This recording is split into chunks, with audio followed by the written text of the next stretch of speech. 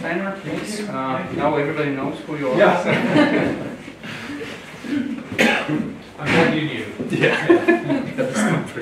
Okay, thank you. So my name is Steinar Bøyum. I'm the new head of department here. Started 3 or 4 months ago.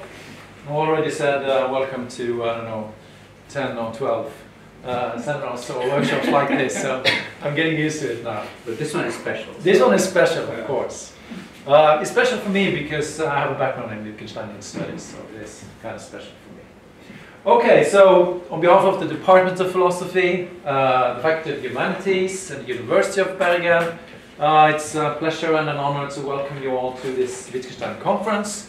And it's also a pleasure to welcome you to Bergen, capital of Western Norway, gateway to the fjords, as they like to call it in tourist commercials. Since, as you know, we do have a special connection to Wittgenstein in these parts. Not quite like Cambridge or Vienna, perhaps, but still. So on his way to his hut in Skjolden, Wittgenstein usually arrived by boat here in Bergen first, before continuing on, mostly by boat I think, to Sognefjorden, where his house has now finally been restored to its original location, high above Eidsvatnet, in an area that the locals still call, I'm informed, Austria, or Österrike as they would say.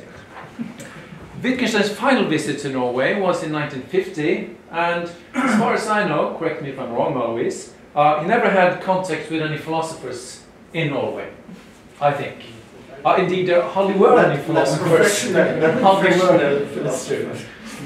were any philosophers in Norway at the time. The University of Bergen was founded as late as 1946.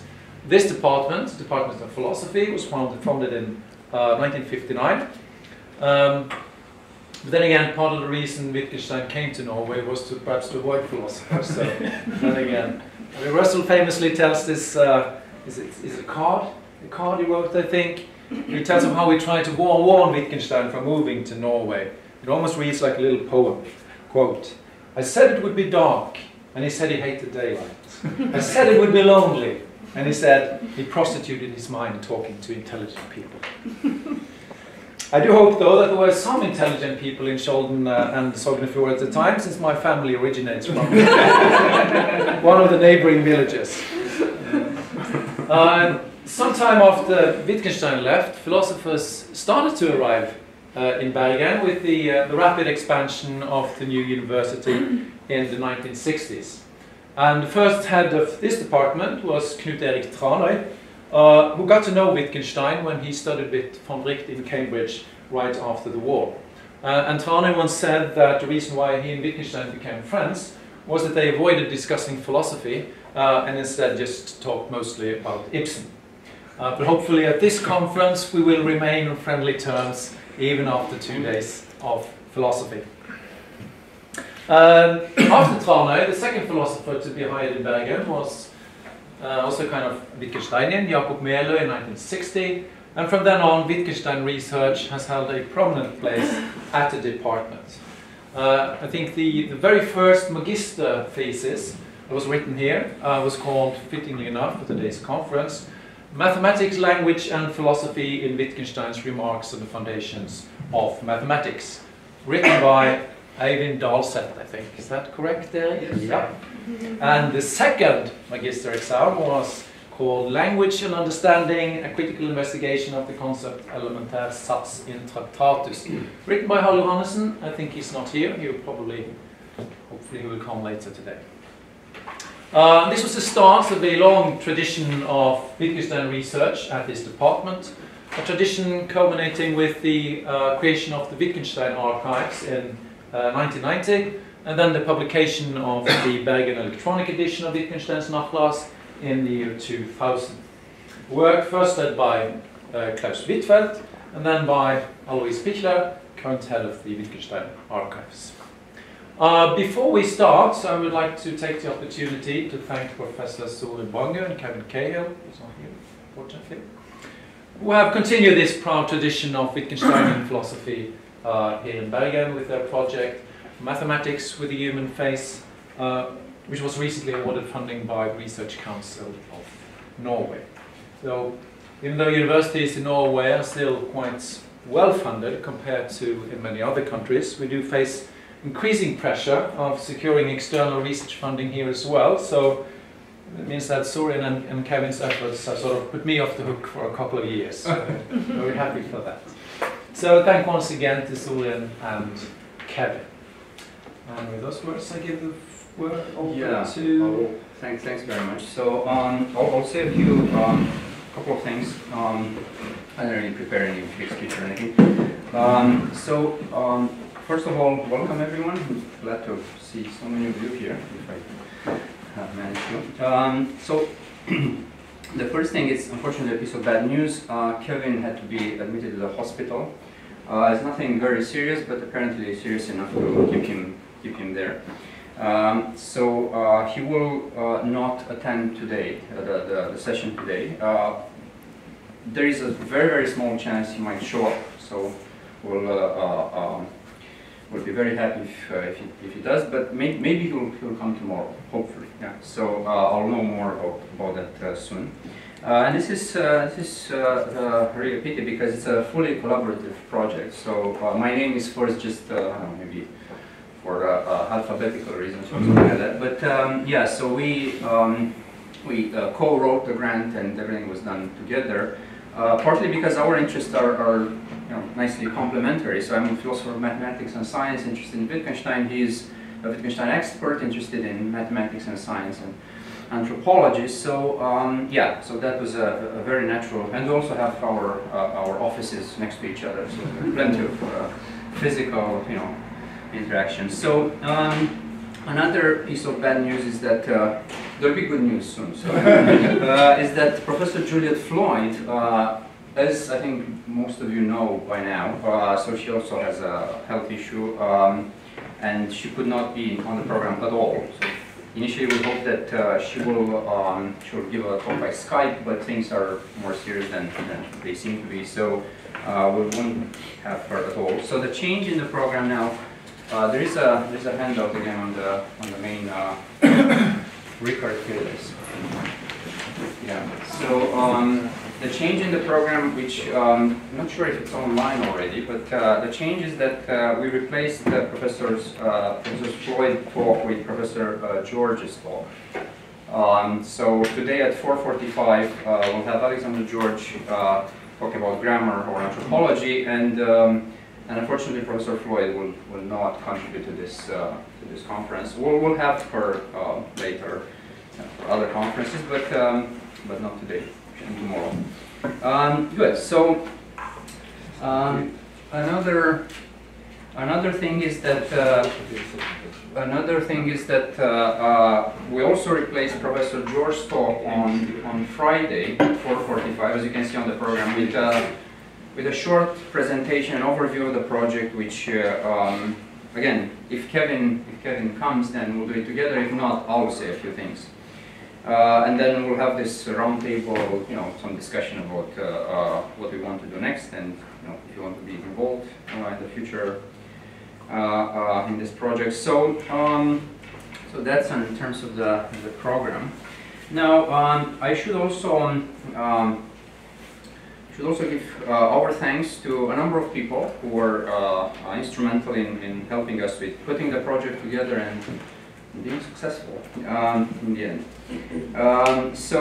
Professor Ryder Lee, the former chair of the department, was very enthusiastic about preparing such an application.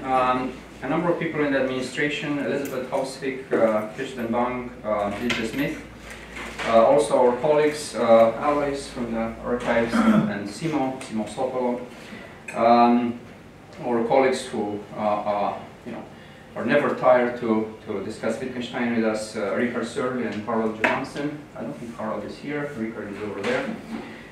And also our international board. So there are people who you have to have on a grant proposal in order to show that you are well integrated into the academic, international academic community. Professors Cora Diamond, panel of humanity, Julia Floyd, Akihiro Kanamori, a prominent set theorist from Boston, Professor Bill Child, Martin Cush, and Mark DeVere.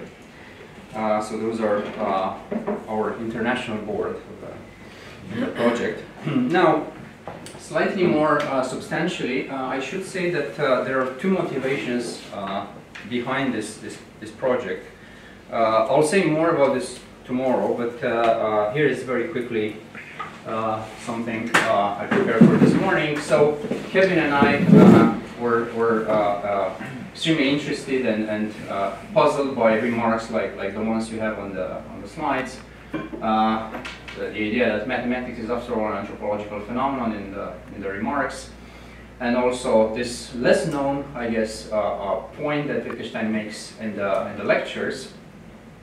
I did not ask how many numerals are there. This is immensely important. I asked a question about a human being. How many numerals did you learn to write down? Turing answered Aleph 0. This is also this slight technicality on the here, this Aleph 0. This the connection with the set theory part of the project. That's my interest in trying to figure out what was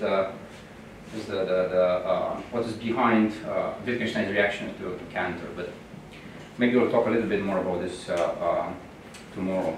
Now, so that is the purely philosophical motivation. The more strategic, kind of a long-term motivation is to try to, in a way, to put Wittgenstein's philosophy of mathematics on the map, as it were. Now, those are some fantastic introductions to philosophy of mathematics that are, I would say, one chapter short.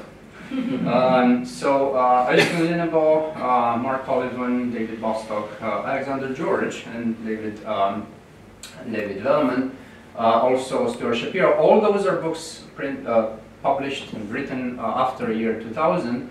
Unfortunately, there is not much Wittgenstein in them, we regard this as a shortcoming which we plan to remedy with this project. So if we are maximally successful, then we won't be, but if we are, then all those introductions to philosophy of mathematics will be one chapter longer. So in terms of, those are introductions which I think are very important for letting people know that there are other interesting ways to talk about, to think about mathematics. In terms of research, there is obviously a lot of good work done by people like Crispin Wright, Penelope Maddy, Mark Steinar, but somehow it looks like it's not enough. So we hope to increase this amount of reflection on Wittgenstein's thinking. I'll stop here. I'll have a little bit more to say tomorrow afternoon, but we're already 3 minutes behind the schedule. So I'll rush to give the floor to Professor Bill Child, who's going to talk about anthropology and naturalism in Wittgenstein's philosophy of mathematics. So Professor Child is at University College Oxford. His main interests are philosophy of mind, Wittgenstein, and he's the author of the book which I understand it's used by it's used as a textbook by people who teach Wittgenstein course here. So we're very glad to have Professor Child opening the. Thank you. So we can just start. Do you want me to turn that off? Yeah. Okay. Can definitely do this.